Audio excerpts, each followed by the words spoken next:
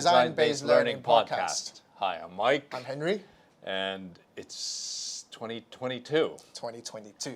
And this is episode 11. 11 in 2022. Number one in 2022. Let's make it a really good one today. I hope so. Yeah. I have high hopes. But how was your holiday, by the way? My holiday was good. Good time to rest.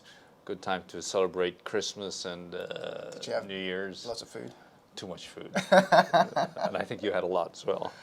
Yeah, too much indeed. Yes. So how do we start this year? So now we have a new year, new podcast. And the same cup of coffee on a Friday. Yeah, I know. So we had coffee this morning. What happened? We received a WhatsApp I know. from a teacher. And I then she sent us a video of a student doing something and that she really want to share with us. So we hooked it on the TV and tried to watch it with our whole team and see what that message is about. And we were all engaged. You were like, whoa, this is a very nice homework. Yeah, I get goosebumps when I watch it actually because I see students are very engaged with the topic she's trying to teach. They're very curious. Asking questions in the video as well. So we know that she's very, very hooked to the project. Yeah. So we were thinking this question, our teacher really managed to hook students. How did she do that? Hook. What do you mean by hook? How much to hook? So hook is basically the first lesson when you're trying to introduce a new project and when students trying to understand what this is about. Okay. It should be a short 5 to 10 minute activity so that students know roughly what this project is going to be about. So what teacher did great was she designed a hook activity that really hooked onto the students' heart. So what's a good hook activity? Explain to me a good hook activity. It's going to be a very long lecture if I'm going to tell you the theory on how to do it, but rather we should share some examples, case studies on how to do this hook activities in the classroom easily. Let's share a few examples of what we consider good hook activities for a design project. What's the first case study, Mike? Well, I think it's related to what we were watching. So one of the things we had to see is how do you get students to engage when there is a blind person or a visually impaired person and then how do we help them? Okay, so the first thing that students have to do is understand what it means. So a simple hook activity is to ask, okay, how would somebody normal do it? So we can do something like, okay, get a piece of paper and write your name down. Yeah, on the top left corner or something. Yeah, of the top paper. left corner, write your paper. Okay.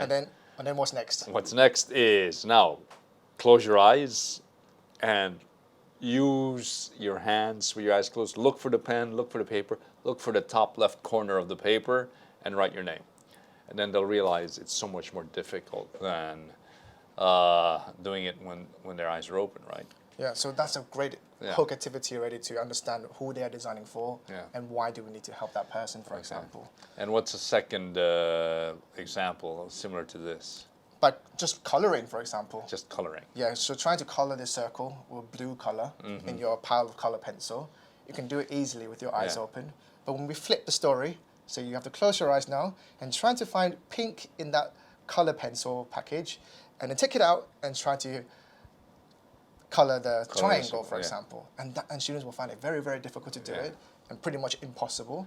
And they were starting to have some questions or curiosity on how blind people would do that normally. So the next step would be, when you have an activity, do it normally, flip it, and reflect a little bit. Question, right? Yeah. How did you feel? What were the struggles you faced just now? Are there any questions you want to ask? So that opens up the box of curiosity, I would say, right? Exactly, yeah. So that's the initial kind of hook being initiated at that time. All right. So what's a second example? So second example, it's a case study for elderly people. All right. So how do we design something useful for elderly? So we need students to understand the pains and the struggles an elderly go through in the old times. Okay. So what we're trying to do is design a hook activity to make them understand that, right? So we can do something quite easy. So for example, just go onto the playing field and from point A to point B and just ask students to run and walk without any hassles. Right, maybe even time them, right? And maybe time them, make a little competition and see who can do it faster. And once we've done that, flip the story again. Okay. So try to highlight some of the pain points from an elderly. So for example, a hunching back. It feels like they're carrying a very strong, heavy weight stuff, right? So they can piggyback each other and try to race again from point A to point B. Okay. And from that, you can ask a question again. How did you feel during this? And how's it different? It took longer. It's more difficult. How's it different from the first time? Yeah. And also, you can do probably a wheelchair. Okay. You can try to make a wheelchair competition and see from point A to point B who can do it the fastest. What if they don't have wheelchairs? They can use ordinary office chairs, right? Yeah. And then just... Or just school chairs, just trying to do that, but it's just going to be much more difficult. Yeah. And they will understand some of the problems they will go through there. Okay. So by just doing something, students will feel differently about the project, and they will think that the project... Okay. And then all the different questions come up, right? How can I fix this? What are the difficulties? What are the problems? Yeah, so how do your elderly travel? Yeah. For example, how do your elderly walk? Mm-hmm. Why do they have hunching bags? Mm-hmm. So these are the questions that will start popping up by just doing a little hook activity. All right. Okay, what's another one? So lastly, it's a real example from a project that I really liked as well from one of the teachers, is she's very passionate about ethnic minorities in Hong Kong.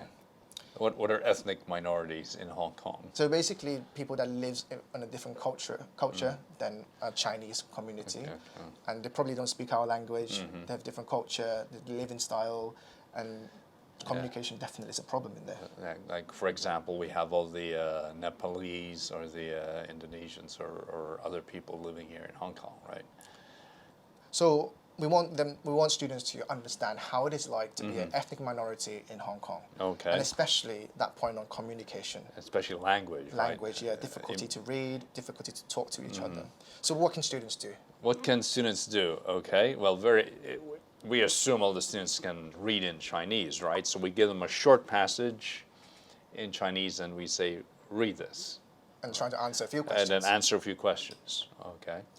And they can do that very easily. Now, we gave them the exact same passage, for example, in Indonesian. Now it's a completely different language and the questions are in that language. Now they have to experience, okay, wait, I can't read this. Then we give them a dictionary.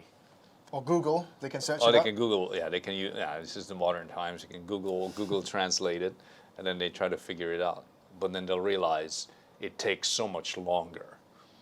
Right. And hard work, actually, just work out what this sentence is about. So even if they're using Google Translate, it's still difficult. And have some flaws in there too. So they will really, by doing this kind of activity, students will understand how it is like to become an ethnic minority, and also hooked in to the curiosity on, oh, I really want to help this person and help them to design some solutions to help them to blend into the society. Correct. So they will have different questions coming up. They'll be engaged. They'll really want to know how to solve the problems. Yeah. Right? So for example, the ethnic minority, what kind of food they eat, how many different kinds of ethnic minority peoples in Hong Kong, how do they get a job, how do they get from point A to point B. So these are the questions that popping up, and that's when you see that that's an indicator on whether students are hooked to the project or not. Okay, that's good. So then we try to figure it out. But now let's put it all together. We have 3 different examples. So in a short form, how can we explain to our viewers what it is to have a good hook activity? So first of all, know what your mission statement first, something you want to do, okay? Mission statement, right? Yeah, the or person a purpose, the person you're designing for.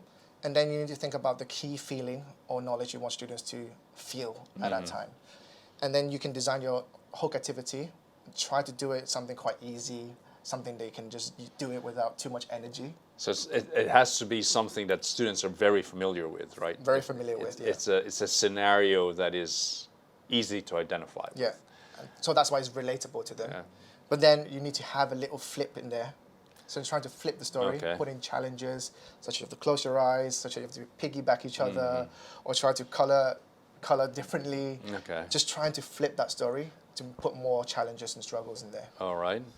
So then, once we've done that, when students reflect, they will have that aha moment. Aha, actually it's quite difficult for this person to do this simple task in my head. So that's why they will be curious to ask more questions. And that's how you're setting up the project so that students will want to do research on their own, will want to experiment on their own, right? Yeah, exactly, yeah. So this hook activity will generate loads of questions here. And if you're smart or you want to, a good facilitator can organize students' questions, put into categories, and students can go to do their research in a self-directed manner as well. Yes, yes. Or you can do it together as a class to search to find out these questions together. So it generates learning opportunities from doing a hook activity. Yeah, so the hook, from the hook we get that push, that motivation, that inertia that makes them continue going, the impulse power. Yeah.